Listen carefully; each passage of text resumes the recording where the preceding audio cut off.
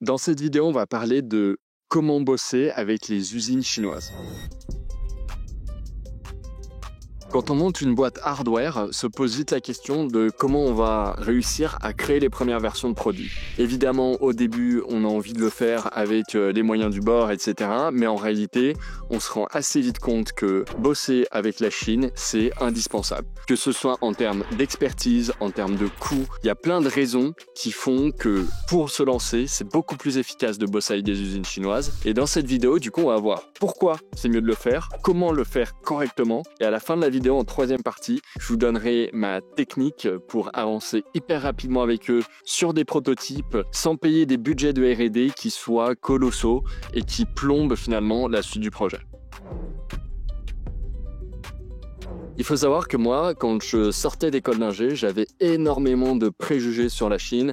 J'étais jamais allé en Chine et en fait, j'imaginais que c'était des environnements ultra reculés avec un niveau de vie très bas, des conditions de travail horribles, presque de l'exploitation dans toutes les usines. En réalité, j'y suis allé et je me suis rendu compte que c'était quand même assez différent de ce que j'avais en tête à la base. J'avais envie de faire un projet qui soit socialement le plus propre possible et environnementalement qui a un impact, si possible, positif et pas seulement de consommer de la matière première pour en faire un produit. Socialement, en fait, ce que j'ai découvert, c'est que on peut tout à fait choisir de bosser avec des usines qui payent bien leurs salariés, qui les traitent correctement, qui sont même des usines plus développées que celles qu'on pourrait voir en France et qui ont des conditions de travail, des machines à la pointe de la technologie. Environnementalement parlant, j'ai aussi beaucoup réfléchi au sujet et en fait, en faisant des analyses du cycle de vie, on se rend compte que ce qui pollue, ça va pas forcément être la localisation de la production. Ça va beaucoup plus être lié à la fin de vie du produit, à la réutilisation et à la production de masse. Imaginez si vous produisez en France,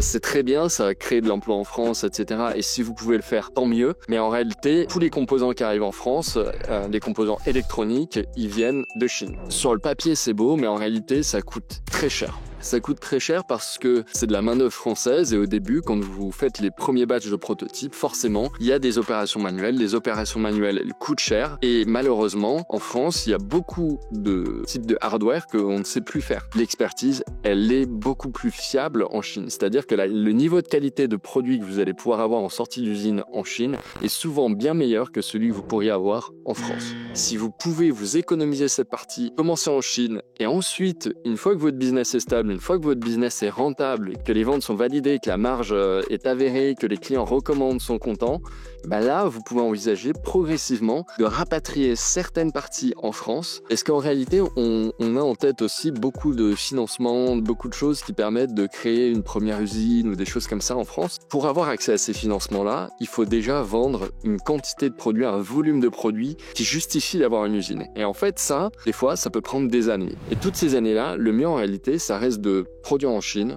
pour pouvoir économiser le plus possible, aller beaucoup plus vite et utiliser tout l'argent qu'on a économisé pour réussir son lancement marketing et commercial.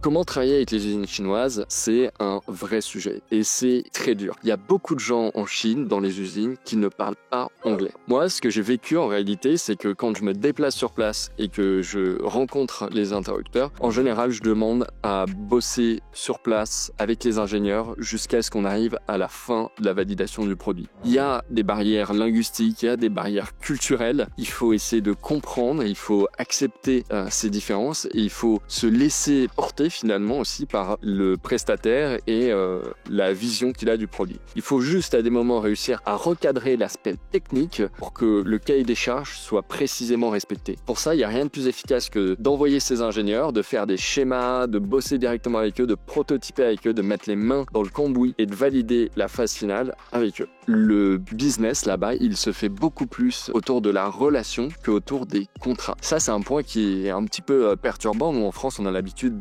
d'avoir un niveau de relation, à dire pas minimum, mais qui est ce qu'il est, d'attendre dans un contrat plusieurs points sur lesquels on va évaluer le livrable et si jamais le livrable est conforme, on paye. En Chine, tout se base beaucoup plus sur le relationnel. Donc c'est pour ça qu'on va avoir tendance à faire des restaurants avec les équipes des prestataires pour découvrir finalement qui ils sont, découvrir leur nourriture, découvrir leur culture. C'est des moments off sur lesquels on va parler plein de choses, mais qui à la fin, quand on va devoir négocier un contrat pourra négocier un prix. Le niveau relationnel que vous aurez développé avec eux vous permettra d'avoir des meilleures conditions. Un autre point aussi pour pas avoir de surprise, c'est d'avoir conscience qu'il n'y a pas de qualité sans un coût qui va avec. Si vous cherchez toujours à tirer les coûts vers le bas, vous allez finir par perdre en qualité. Les prestataires, à un moment, ils ont quand même besoin de vivre, de gagner leur vie. Le niveau de qualité, le niveau de précision, le temps que chaque opérateur va passer à valider chaque tâche du produit va être plus élevé. Je vous conseille vraiment d'aller sur place. Pour moi, c'est un élément essentiel qui permet non seulement de valider que l'usine est conforme, que les process sont clairs, que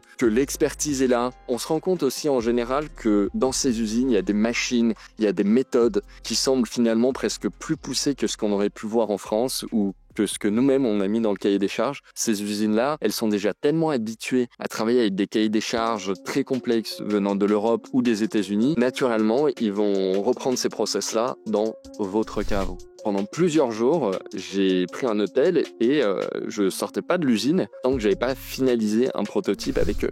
Et s'il fallait rester jusqu'à 22h, 23h avec eux pour bosser, on le faisait et c'était pas un problème.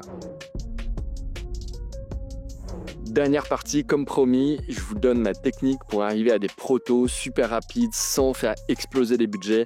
La première étape, c'est de trouver des usines qui fabriquent précisément ce que vous recherchez. Vous allez me dire, bah oui, mais moi je fais une innovation, donc techniquement, personne ne fabrique déjà ce que je fais. Oui, mais votre innovation, elle a forcément un form factor, elle a forcément des composants électroniques qui, à la base, sont déjà très communément utilisés dans d'autres produits. Ça peut être une montre, ça peut être des lunettes, ça peut être n'importe quoi, des écouteurs, enfin l'IoT. Et ce qu'il faut, c'est que vous trouviez une usine qui se rapproche le plus possible de ce que vous faites déjà. Évidemment en termes de produits, mais je pense aussi en termes de clients. Si vous vendez à l'industrie, disons moi dans mon cas c'est des équipements de protection individuelle, vous faites je sais pas moi, un gilet. Il y a des usines qui fabriquent des gilets pour l'industrie et il y en a qui en fabriquent par exemple pour la moto. C'est pas du tout les mêmes normes, ça va pas être les mêmes méthodes, ça va pas être les mêmes process. Finalement c'est pas la même expertise. Et il faut que l'usine qui produit ce que vous voulez soit très proche du marché que vous ciblez. Pour trouver ça, le plus efficace, c'est de faire un RFQ, Request for Quotation, sur Alibaba par exemple. Donc vous faites un document assez précis et là vous l'uploadez sur Alibaba, vous allez recevoir des dizaines et des dizaines de demandes d'ajout en ami avec des gens qui vont vous proposer des projets. Une fois que vous avez trouvé ces gens-là, il faut commencer à discuter avec eux sur WeChat. Donc si vous n'avez pas cette application, elle est indispensable si vous bossez avec les Chinois. Quand vous discutez avec eux sur WeChat, le but c'est de vérifier qu'ils ont bien compris ce que vous voulez faire et en fait c'est de les mettre dans une position où vous faites un appel d'offres. Je ne sais pas si vous-même vous avez déjà répondu à un appel d'offres. Par exemple, pour l'industrie, nous on en a fait un. Il y a eu plusieurs étapes. Déjà un livrable technique à présenter avec tout ce qu'on allait faire. Une deuxième étape où il fallait envoyer un échantillon qui allait être évalué sur certains critères techniques. Et si on passait les deux étapes, dans ce cas on pouvait être accepté pour être le fournisseur de cet industriel. Sauf que l'industriel c'est vous et le fournisseur c'est lui qui doit s'adapter à votre appel d'offres. Faut pas mettre des choses qui soient irréalistes. Donc c'est ça qui demande aussi une expertise technique. Vous pourrez pas avoir des critères cohérents et crédibles vis-à-vis des fournisseurs si vous-même vous n'avez pas les compétences techniques qui vous permettent de les définir. Et son but, c'est quand vous arrivez sur place, il puisse vous faire des démonstrations du produit que vous recherchez.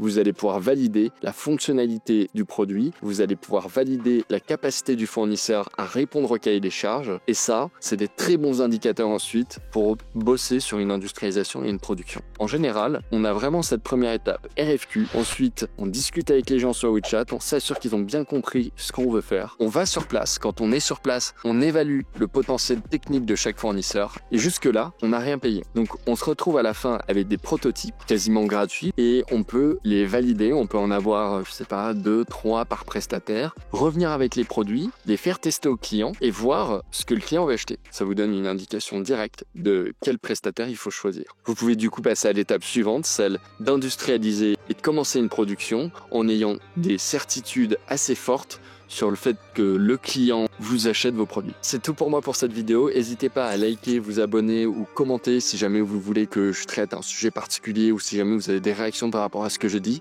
Je vous dis à bientôt. Ciao.